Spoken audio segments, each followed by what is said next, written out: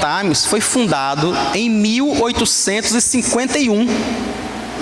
Pense, quase 100 anos.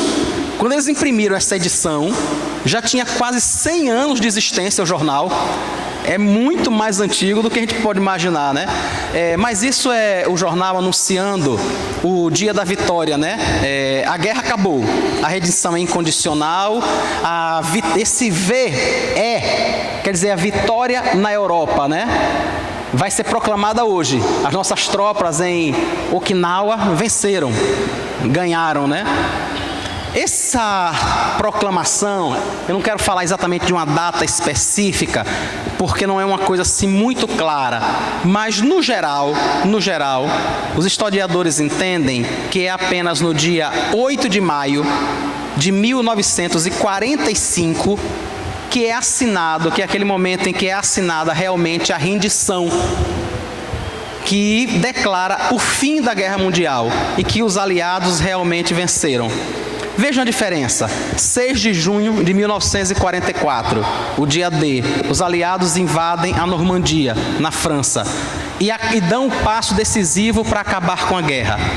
8 de maio de 1944, 11 meses depois é que a guerra realmente termina, oficialmente. Esse período, irmãos, de 11 meses entre junho de 44 e maio de 45 marca um período aonde a guerra não tinha realmente terminado, mas ela já estava vencida. O eixo, os nazistas já não conseguiriam, o Terceiro Reich já deveria em breve anunciar a sua rendição, anunciar que realmente não tem condições de prosseguir com a guerra.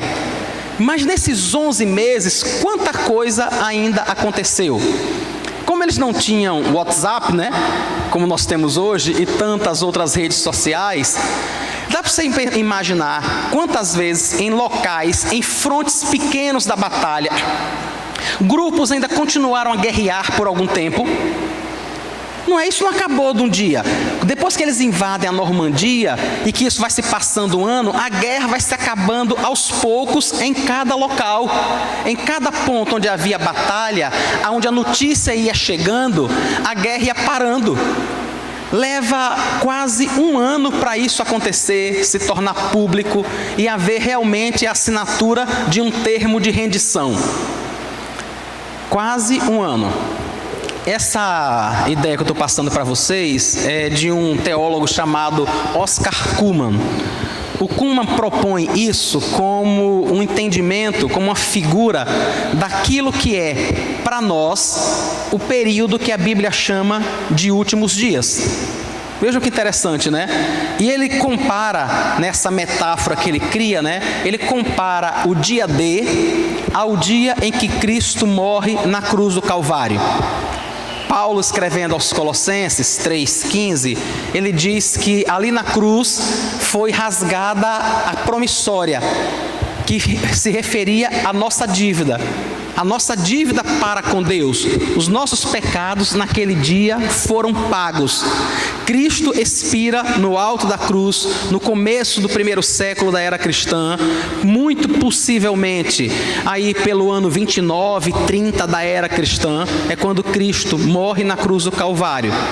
E naquele momento, estava realmente decretada a nossa vitória. Nós não tínhamos mais o que temer, era irrevogável. Nós não poderíamos ser mais acusados, porque toda a dívida foi completamente paga, toda ela. Depois que Cristo morre, todo aquele que está nele não tem mais o que temer diante de Deus, porque todos os seus pecados passados, presentes e futuros estão pagos e cobertos pelo sangue de Cristo. É o nosso dia D. Agora, apesar disso, a gente ainda tem muita batalha pela frente, né?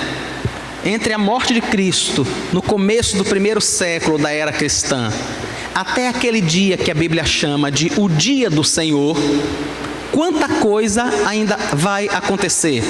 E quanto não tem acontecido? Vejam que interessante, né? Nossa vitória foi decretada na cruz. As palavras de Cristo, irmãos, eu acho que ainda hoje ecoam por todo o universo. Está consumado. Foi o que ele disse. Está consumado. Eu acho que não tem frase que traga mais consolo a nenhum de nós, né? O negócio não está por ser acabado, não tem nada pendente, simplesmente está consumado. E isso foi dito pelo próprio Cristo, o próprio Filho de Deus. Agora, até o dia em que nós vamos estar diante dele, quanta coisa nós ainda vamos viver e experimentar. Quantas dificuldades nós ainda vamos sofrer. Pior do que isso, quantos pecados ainda vamos praticar. Entre a morte de Cristo e o dia em que estaremos diante do Senhor eternamente, quanta gente salva não vai roubar. Gente salva e depois vai se arrepender e vai chorar e vai se voltar para Cristo. Quanta gente salva vai dizer palavrões, cometer atos falhos, negar um sorriso e um abraço quando nunca deveria fazer isso. Quanta gente, quantos de nós salvos faremos isso nesse período, sabe? Quantos, irmãos, quantos de nós vamos proferir palavras feias, ruins e julgadoras sobre a vida dos nossos irmãos? Entre o dia que Cristo morreu na cruz e o dia da consumação de todas as coisas. Ou seja, nesse tempo chamado de últimos dias. A nossa vitória é certa? Totalmente. Totalmente, completamente. Não tem nada que possa mudar isso. Paulo chega a fazer disso um canto, né? Em Romanos 8, quando ele diz: nem a morte, nem a vida, nem os anjos, nem os principados, nem as potestades, nem a altura, nem a profundidade, nem o passado, nem o presente, nem o porvir, nada, simplesmente nada, poderá nos afastar do amor de Deus que está em Cristo, o nosso Senhor. Nada poderá nos afastar. Isso dá certo, isso foi consumado na cruz. Mas até o dia da gente ir para o céu, até o dia do Senhor, quantas vezes parece que isso vai ser negado na nossa vida? É esse período que nós vamos estudar um pouquinho hoje, é isso que nós vamos ler um pouquinho hoje.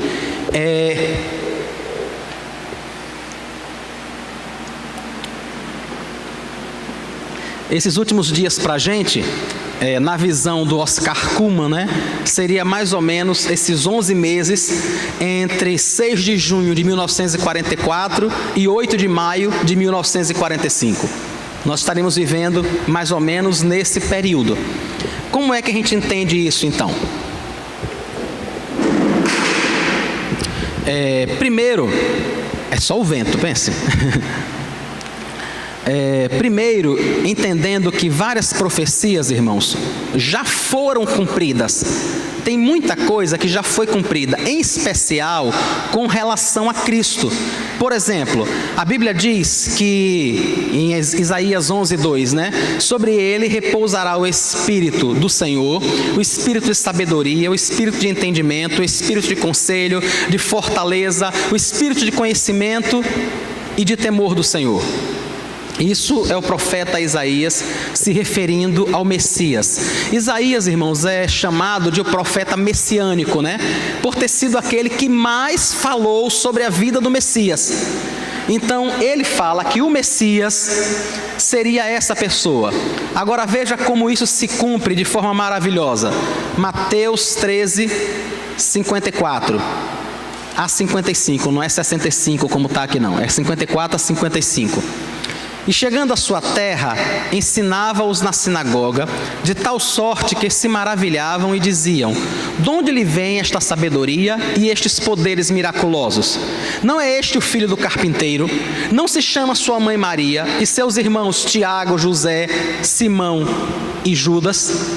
Isso são os seus contemporâneos, pessoas que conviveram com Cristo, mas que não conseguiam perceber nele com clareza, naquele momento, o Messias. não conseguiam perceber isso, que Cristo era aquele Messias prometido por todo o Antigo Testamento. Mas uma coisa eles percebiam: tinha algo de diferente naquele homem. Tinha algo. Vejam as perguntas que eles fazem, né? De onde é que lhe vem esta sabedoria e estes poderes miraculosos? De onde é que vem isso? Se eles soubessem, se estivesse claro na cabeça deles que aquele homem era o Messias prometido, eles jamais fariam esse tipo de pergunta. Jamais fariam. De jeito nenhum eles perguntariam isso. Somente porque estavam em dúvida que eles perguntam. Não sei se vocês lembram, tem uma passagem que eu acho muito interessante, que conta o momento de um homem de Deus, de um dos grandes nomes da história, né? Na história da salvação, o nome dele é um nome de grande destaque. Ele é aquele que deveria ser o anunciador, o precursor do Messias, João Batista. João Batista foi aquele, irmãos, que começa a anunciar para o povo e dizer assim: esse homem que vocês estão vindo se batizar, que vocês estão vendo vir se batizar, isso ele estava à beira do Jordão, batizando as pessoas, e vem um homem caminhando na direção dele. Ele olha para as pessoas e diz: está vendo aquele homem ali? Aquele homem ali é o Agnus Dei, é o Cordeiro de Deus, é o prometido. Então a função de João Batista era extremamente importante, relevante. Foi o próprio Deus quem revelou e mostrou para ele quem era aquele homem que estava vindo para ser batizado, que era o Cordeiro de Deus, que era o prometido. Mas não sei se vocês lembram, em um momento de tristeza, em um momento de solidão, com a impressão de que estava desamparado e sozinho, preso, sem pessoas por perto, em dúvida com relação ao que iria acontecer com a sua vida, ele chama alguém e diz assim: por favor, sabe aquele homem que eu apontei naquele dia?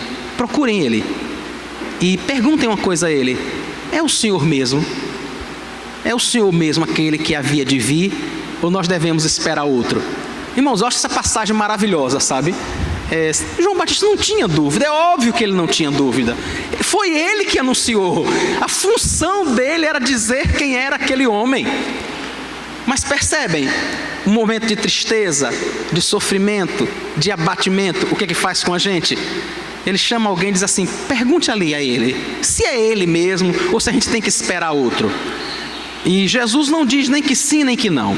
Jesus olha para aquelas pessoas que foram perguntar, e naquela hora ele cura pessoas, e ele olha para eles assim: vejam, voltem lá e diga a João Batista o seguinte: os coxos andam, os cegos veem, os paralíticos são curados, e aos pobres é pregado o evangelho. Vai dizer só isso a João Batista. Só relembre a ele quem é que tem poderes miraculosos para fazer estas coisas. Só relembre a ele quem é que tem sabedoria como esta. Não é interessante como é que o sofrimento às vezes faz com a gente, né? Ele não tinha dúvida, mas ele estava preso, ele estava sozinho, no momento assim mais importante da vida dele. O Messias está lá e ele está encarcerado. Será que é ele mesmo? Por que ele não me tira daqui? Por que ele não estabelece o reino? Por que ele não faz alguma coisa? E Cristo apenas relembra a ele: olha, eu estou fazendo aquilo que meu pai mandou fazer. João Batista não sabia, né? Mas poucos dias depois daquele período, ele iria se encontrar com Deus. Ele mesmo iria estar face a face com o Senhor, seria decapitado, né? Naquela cadeia, ele não sairia mais dali, seria decapitado e estaria para sempre com o Senhor. Mas essa dúvida que João Batista teve, e que era temporária, que era momentânea, era permanente na vida dos contemporâneos de Cristo. Apesar do profeta Isaías ter dito isso, eles ainda continuavam se perguntando: de onde vem a sabedoria desse homem? Por que ele tem poderes miraculosos? Vejam que interessante, irmãos, que negócio interessante. Eles tinham o profeta Isaías, eles tinham todo o material. Por que eles olham então para Cristo e não reconhecem nele o Messias? Não é interessante isso? Pelo mesmo modo que às vezes a gente fica sofrendo tanto, tendo a oração como um excelente recurso nessa nossa luta diária, tendo a leitura bíblica e a meditação na palavra do Senhor como um modo de nos fortalecermos, e quantas vezes não lançamos mão disso? Não é interessante? Quantas vezes? E aquelas pessoas tinham o profeta Isaías, mas não sabiam de onde vinha esta sabedoria e estes poderes miraculosos. Simplesmente não sabiam.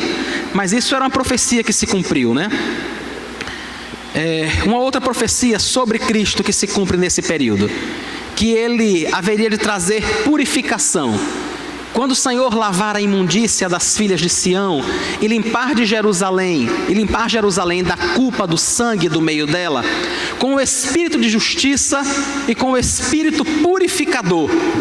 Mais uma vez o profeta Isaías falando sobre quem seria o Messias, uma das coisas que o Messias faria.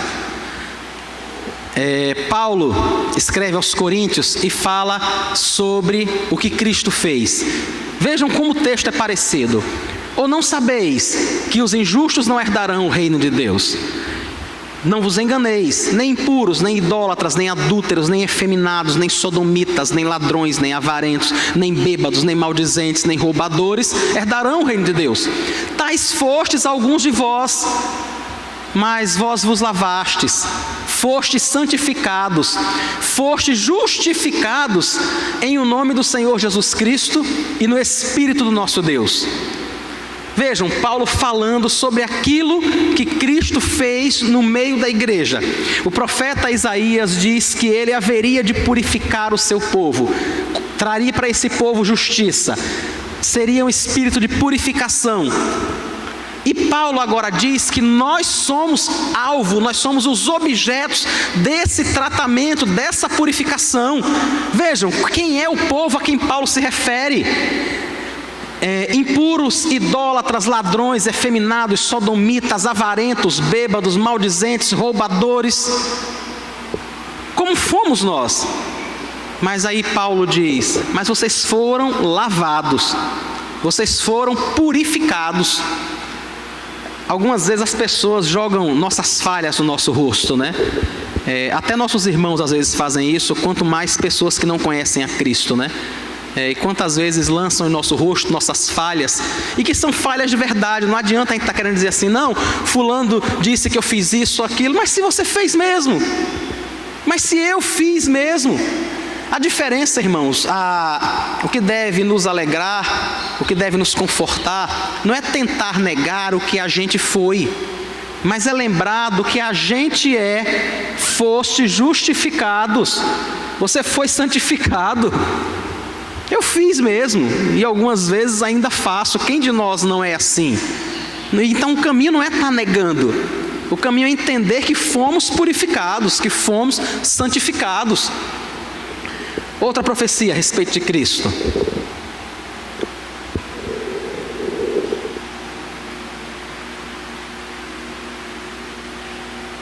Rapaz, é mais fácil a gente dizer para ser paciente com as mudanças do que ser, né? Olha, para quem estava falando com um negocinho aqui, agora está se enganchando aqui num fio, é mais fácil falar do que ser paciente, sabia? Mas vai dar certo. Libertação e consolo. Mais uma vez o profeta Isaías. O Espírito do Senhor Deus está sobre mim. Isso é Isaías, viu? Porque o Senhor me ungiu para pregar boas novas aos quebrantados, enviou-me a curar os quebrantados de coração e a proclamar a libertação aos cativos e a pôr em liberdade os algemados, a apregoar o ano aceitável do Senhor e o dia da vingança do nosso Deus, a consolar todos os que choram e a pôr sobre os que em Sião estão de luto uma coroa em vez de cinza, óleo de alegria em vez de pranto, veste de louvor em vez de espírito angustiado, a fim de que se chamem carvalhos de justiça, plantados pelo Senhor para a sua glória. Profeta Isaías se referindo ao Messias. Lucas descreve para a gente um momento em que Cristo acaba de vir do deserto. Esse capítulo 4 de Lucas é maravilhoso, né? Cristo tinha sido levado pelo Espírito Santo para o deserto para ser tentado. Lá ele é sustentado, ele passa, ele vence a tentação. E diz o texto que ele vem no poder do Espírito, caminhando para Nazaré. E aí nesse momento, diz o texto, indo para Nazaré, onde fora criado, entrou num sábado na sinagoga, segundo o seu costume, e levantou-se para ler. Então lhe deram o livro do profeta Isaías, e abrindo o livro, achou o lugar onde estava escrito, aquele texto de Isaías 61, né? O Espírito do Senhor está sobre mim, porque me ungiu para evangelizar os pobres, enviou-me para proclamar a libertação aos cativos e restauração da vista aos cegos, para pôr em liberdade os oprimidos e apregoar o ano aceitável do Senhor. Tendo fechado o livro, devolveu-o ao assistente e sentou-se. E todos na sinagoga tinham os olhos fitos nele. Então passou Jesus a dizer-lhes: hoje se cumpriu a escritura que acabais de ouvir.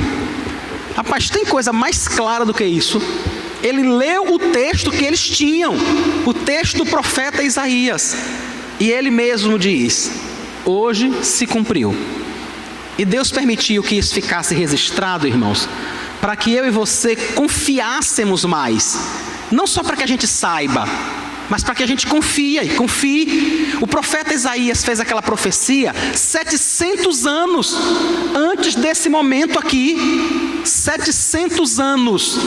700 anos depois, o Filho de Deus encarna, lê o texto e diante de todo mundo ali, para trazer conforto e confiança, ele diz: esse texto aqui do profeta Isaías se cumpriu hoje, nesse momento aqui, diante dos olhos de vocês. Olha, se alguém quiser falar alguma coisa, não é proibido não, viu? Sobre o local do nascimento de Cristo. Irmão, se a gente for verificar as profecias que tem no Antigo Testamento, que se cumpriram no Novo Testamento, em especial sobre Cristo, são muitas. A gente ia passar bastante tempo. Então assim, eu pensei apenas algumas para tentar mostrar para a igreja que tudo aquilo que aconteceu com Cristo no Novo Testamento, boa parte dessas coisas foi profetizada no Antigo e se cumpriu de verdade. Miqueias falando sobre o local do nascimento de Cristo. E tu, Belém Efrata, pequena demais para figurar como grupo de milhares de Judá, de ti me sairá o que há de reinar em Israel, e cujas origens são desde os tempos antigos, desde os dias da eternidade. Vejam que interessante, né? Ele diz que nessa cidade vai surgir um ser, uma pessoa, cujas origens são desde a eternidade. Vejam que interessante, como é que vai surgir alguém que já é? Porque ele estava falando da encarnação. Era isso que ele estava dizendo. Ele estava dizendo, esse ser eterno, que é o Filho de Deus, que é desde os dias da eternidade, cujas origens são desde os tempos antigos, esse ser vai encarnar e nascer em Belém da Judeia. Mateus, relatando sobre o nascimento de Cristo. Tendo ouvido isso, alarmou-se o rei Herodes. Aqui é Herodes quando é visitado por aqueles magos, né? Que procuram Herodes e dizem assim: onde é que está o menino? Nós queremos adorá-lo. Que menino? O rei dos judeus que acabou de nascer. E Herodes fica: o rei e não sou eu? Tem outro rei aqui por algum acaso? Tendo ouvido isso, alarmou-se Herodes. Por isso que ele ficou alarmado, né? Ele era o responsável, ele era o rei. Como é que nasceu um rei? Então, convocando todos os principais sacerdotes e escribas do povo, indagava deles onde o Cristo deveria nascer. Vejam que interessante, irmãos. Quem eram os escribas? Quem eram os escribas que ele interroga? Os principais sacerdotes e os escribas. Eram aqueles que entendiam da lei.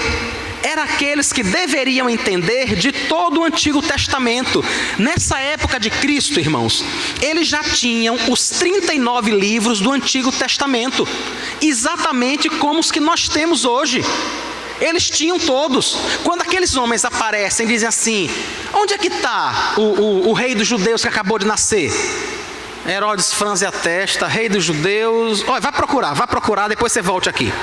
E aí começa a chamar aquelas pessoas que deveriam conhecer o Antigo Testamento, sacerdotes e escribas, e pergunta: aonde é que o Cristo deveria nascer? Os escribas e sacerdotes respondem com base no Antigo Testamento. Eles dizem: em Belém da Judéia, responderam eles, porque assim está escrito por intermédio do profeta: e tu, Belém, terra de Judá, não és de modo algum a menor entre as principais de Judá, porque de ti sairá o guia, que há de apacentar o meu povo. Percebem a profecia no Antigo Testamento e o cumprimento dela no Novo Testamento. E quem atesta esse cumprimento são os próprios escribas, que vão verificar nos livros para dizer, para responder a Herodes, onde Cristo haveria de nascer. Por fim, a rejeição dele pelo seu povo. Mais uma vez, Isaías: era desprezado e o mais rejeitado entre os homens, homem de dores e que sabe o que é padecer, e como um de quem os homens escondem o rosto. Era desprezado e não fizemos dele caso algum. Isso era o profeta Isaías dizendo como seria a vida do Messias. Antes de mostrar o outro texto a vocês, deixa eu só dizer uma coisa. Certamente você, como eu, já se sentiu em algum momento desprezado. Já se sentiu uma pessoa como alguém, como que os outros escondem o rosto de você e talvez não queiram sua presença. Quem de nós já não sentiu algum nível de rejeição em algum momento? Não é? Mas deixa eu dizer uma coisa a vocês: o nosso mestre, o nosso Senhor, foi rejeitado desde antes de nascer. Já tinha uma profecia dizendo isso. E com toda certeza, nenhum de nós nunca foi tão rejeitado e desprezado e menosprezado como ele. Nenhum de nós, irmãos. Não existe essa possibilidade. João: o verbo estava no mundo, o mundo foi feito por intermédio dele, mas o mundo não o conheceu. Veio para o que era seu e os seus não o receberam. Mas a todos quantos o receberam, deu-lhes o poder de serem feitos filhos de Deus, a saber, aos que creem no seu nome. É o cumprimento da profecia. Isaías diz que ele seria desprezado. João agora registra que ele veio e que os seus não o receberam. Ele não veio para uma nação diferente, ele veio para a sua família. Ele veio para o seu povo. Ele veio, irmãos, para aquele povo que foi preparado por séculos e séculos e séculos para recebê-lo. Não é interessante? Desde o comecinho, desde Moisés, desde as remotas origens do povo judeu, aquele povo ouvia profecia e era preparado para receber o Messias. Sabia que eles iam chegar um dia. No dia que ele chega, rejeitam ele. Simplesmente ele vem para esse povo e ele é rejeitado. Então em Cristo se cumprem essas profecias do Antigo Testamento. Esses são, então, os últimos dias. Não? Então fale alto, porque Mirtes tem que ouvir você.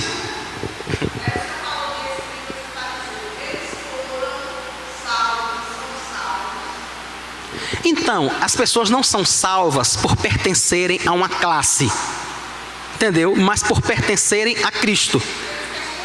Sim, então, isso estou dizendo, qualquer escriba, qualquer fariseu, até pastores são salvos, se eles pertencerem a Cristo. Entendeu? Então, assim, não é bem uma classe social ou um grupo, não é o fato, sabe, de estar inserido em qualquer lugar. Deus salva qualquer pessoa, como eu disse a vocês, até pastores, se eles estiverem em Cristo. Não é? Se eles servirem realmente a Cristo, são salvos. Escribas, fariseus e qualquer outro grupo, desde que reconheça em Cristo o Messias, desde que reconheça que Cristo morreu pelos pecados deles. Isso aqui é uma das mensagens, irmãos, mais maravilhosas que existe, sabe? Cristo salva pessoas que têm 4 PhDs e pessoas que não sabem assinar o nome, pessoas saudáveis e doentes, pessoas de todas as línguas, de todas as tribos, de todas as nações, de todos os modos. Isso é que é algo maravilhoso, né? Isso é muito bom.